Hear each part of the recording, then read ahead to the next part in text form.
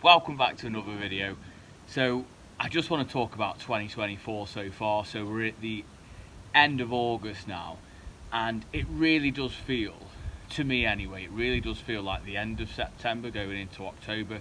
Mornings feel cold, we have that misty sort of feeling, we're not getting above 14 and all that good stuff. So just want to talk about the trials and sort of tribulations that we've gone through so far. The season, I don't know about you guys, let me know your thoughts. It's been a really tough season, and it almost feels like it's coming to an end, but don't worry, it isn't. I'm sure we've got some life left in it, but to me it certainly does feel like we're kind of coming to the end of it, but things are sort of still growing. So without further ado, let's get into the video. So we started this season probably the coldest we've had for years upon years. Everything was really slow to get going. I remember going out April time, I think it was early May as well, and we're still having reasonably bad frosts. So like towards the start of the season, nothing got going properly, purely down to the cold season. Directly straight after that, it seemed to be a little bit wet, to say the least. Not only was it wet, but the slugs came out in force. Now, here in my new garden, I've got a huge decking area. Now, I'm almost certain if I take that apart, I would find millions, and I mean millions of slugs. So, and I know, because I spent a bit of time on the groups on Facebook and doing my research and stuff, and people everywhere have really struggled with this. So it's not just me, at least I hope it's not just me, who's been struggling with the slugs early on. I have got one love and a miss plant, which you can just see just here, this purple one. Just there. I really love it. This was recommended from Craig from Grow Paradise. I grew these from seeds. I think they cost me £1 for about 100. I'm not even joking. This is the one and only left, and I mean the one and only. So I really love it. This is something I will definitely grow again next year. Definitely grow again. There's other stuff that I won't grow next year, which I'm going to talk about. So this is the one remaining plant, and I absolutely love it. And then the cold snap continued. So some of you may know, some of you may not know, I actually planted a gourd archway, and I was really excited about this.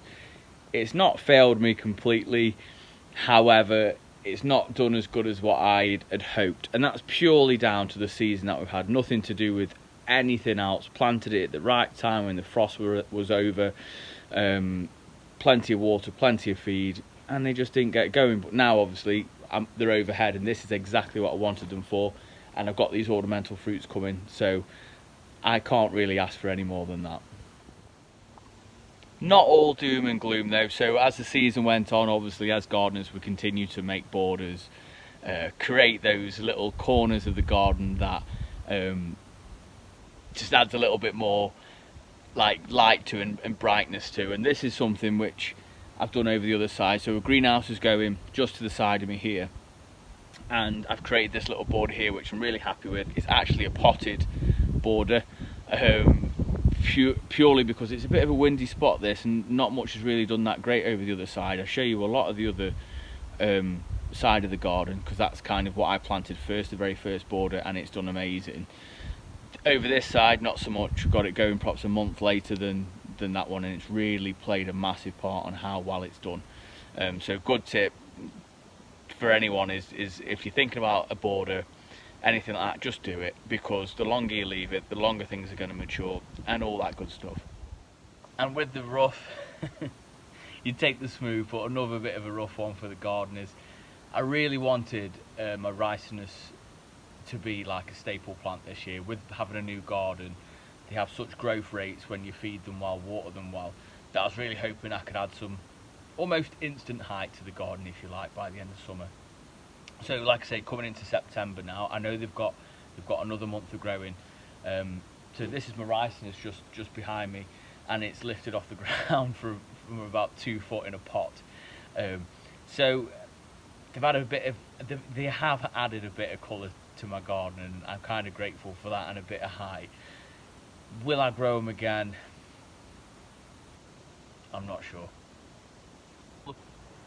Now, amongst all the foliage plants between the bananas and gunnery, which I will show you in a minute, my sweet peas, nothing to do with tropical gardening, but I just absolutely love the plant. These have been flowering since May time, and they've just not stopped. I've not done a great deal of deadheading. The odd bunch have gone into the house, not done any seed saving with pods or anything like that, and they've just been absolutely amazing on this arch. And if it wasn't for this, I probably would have given up on the arch, to be honest, because up until probably a month ago I had things sitting it, and I'm not even joking, about 2 foot, if that, 18 inches, purely down to the season, how cold it's been, but these have really stole the show and saved the day almost as well. And very quickly on that as well, this is a plant, so the sweet peas, 100% I'll be growing these next year. Now my brugmansias never let me down. I've had these for a few years now, and you can see they're getting kind of woody, but I absolutely love them. I'm going to do a little bit of pruning on my largest one, which you can see just here. Now it's kind of gone a little bit lopsided, so what I want to do is create almost a standard again, but I'm going to take it right the way down to one single stem, trying to encourage that growth and get it even taller. Next year, new pot and all that good stuff. So I'm going to go ahead and do that today. I'm going to take some cuttings from it, because August is a fantastic time to take some cuttings. I'm going to take some cuttings from my fuchsias as well. Show you that's stole the show. Definitely be digging these up, and these will be going in the greenhouse or the polytunnel over winter. But brugmansias stole the show for me. I absolutely love them. I'm going to grow the collection. Anyone local to me, by all means, you're welcome to have some cuttings, and I'm not just saying that. Anyone in Staffordshire, I'll sort you out with some cuttings, because I end up going absolutely mad and having I don't know how many. So yeah, let me know. Back to white caterpillars. So the nasturtiums, they save the garden in many ways. They're a beautiful hot splash of colour, and I really love the leaf, and for me they're really architectural, so like they give a lot of interest to the borders. Now with that, a lot of people use them as companion plants. Now companion plants basically mean that it's a plant that attracts the insects to eat them instead of like the crop, well, whatever the crop might be. Now it certainly worked where they didn't eat other things. They just absolutely annihilated my nasturtiums, and my nasturtiums were everywhere through my borders, and they were looking fantastic. And I don't think I've got one single plant now, and I'll show you that really quickly. But I really enjoyed the nasturtiums early on in the season, from when not much else was happening. I was having a lot of issues with slugs and things like that, and the slugs didn't seem to bother with them so much. So I'm grateful for having them. Will I do them again next year? Yeah, probably. Now this plant behind me is actually surprised me a little bit. So this was about 2 years old, and this has gone into the ground this year, so obviously it's doing its thing underground. I kind of expected it to put on a bit more growth than it actually has.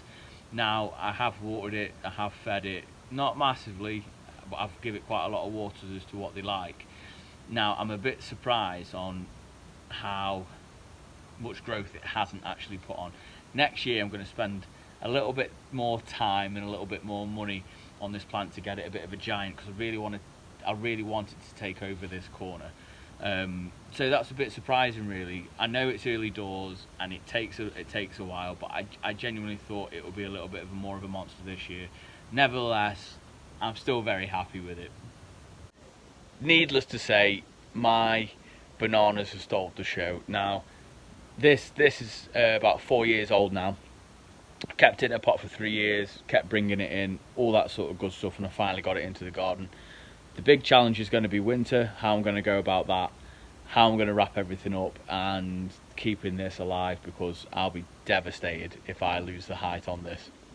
Now, having said that, I hadn't got any sunflowers survive, That was absolutely true. Okay, every single one I did, I had some beautiful red ones which were eaten. Not one single one survived. However, life finds a way. Life finds a way. And I've actually got 2 self-seeded. I haven't got a clue how, because this was a lawn before I created it into a border.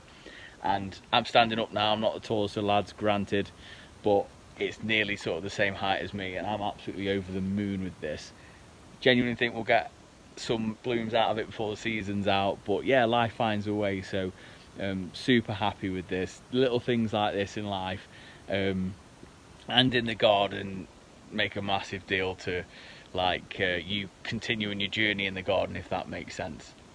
All the effort that you put in sometimes seems a bit sort of in vain, but yeah, just like things like this put a smile on my face.